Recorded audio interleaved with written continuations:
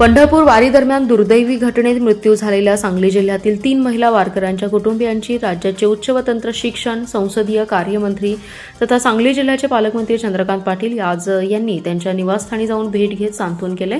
शासन या दुःखाच्या प्रसंगी कुटुंबियांच्या पाठीशी खंबीरपणे उभे असल्याची ग्वाही देत त्यांनी शासन नियमानुसार मिळणाऱ्या शासकीय मदतीबरोबरच कसबे डिग्रज येथील दिवंगत राजश्री भोसले यांच्या मुलीच्या शिक्षणासाठी वैयक्तिक स्तरावर दरमहा 5,000 रुपये देण्याची घोषणा केली। पालकमंत्री पाटील यांनी कसबे डिग्रज येथील राजश्री शंकर भोसले, कौलापूर येथील नंदा बाबासो पवार आणि मालगाव येथील माधवी राजेंद्र सलगरे यांच्या घरी जाऊन कुटुंबियांची भेट घेतली। या दुःखद प्रसंगामुळे कुटुंबावर कोसळलेल्या अपघाताची दखल घेत त्यांनी त्यांच्या भावना समजून घेत धीर दिलाय। यावेळी खासदार विशाल पाटील, उपजिल्हाधिकारी विशाल यादव, मिरज तहसीलदार डॉ. अपर्णा मोरे धुमाळ, सांगली अपर तहसीलदार अश्विनी वरुटे, माजी उपमहापौर शेखर इनामदार उपस्थित होते। पालकमंत्र्यांनी प्रशासनाला दिवंगत महिला वारकऱ्यांच्या कुटुंबियांना शासनाकडून उपलब्ध असलेली सर्व मदत तत्परतेने मिळवून देण्याच्या सूचना प्रशासनाला दिल्याचं सांगितलं।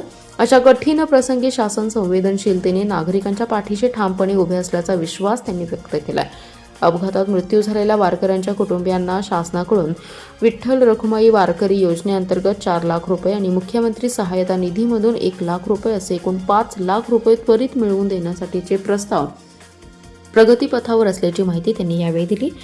यावेळी राजश्री भोसले यांची 12वीत शिक्षण घेणारी मुलगी पुढे चार्टर्ड अकाउंटंट होण्याचं स्वप्न पाहत असल्याचा उल्लेख करत तिच्या शिक्षणात कोणतीही अडचण येऊ नये यासाठी तिच्या बँक खात्यात RTGS द्वारे दरमहा 5,000 रुपये वैयक्तिक स्वरूपात जमा करण्यात येतील अशी घोषणा पालकमंत्री पाटील यांनी केली।